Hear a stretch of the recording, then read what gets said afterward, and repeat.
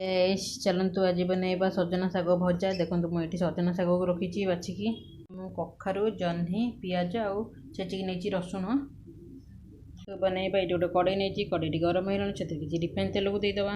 ये दुईटी शुखिला लंका को छिड़ेकी दे दूची रसुण को देदेबा। काटी रखा पियाज को देदेबा। एपट सेपट कर भाजी ना रखिथा रसुण को देदेबा। ए परिवा को देदेबा।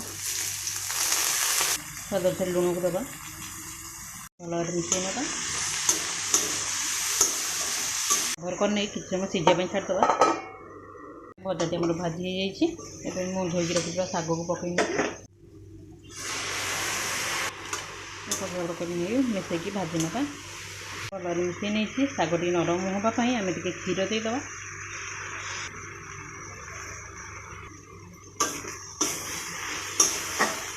शागटी आम भाजी जाइए।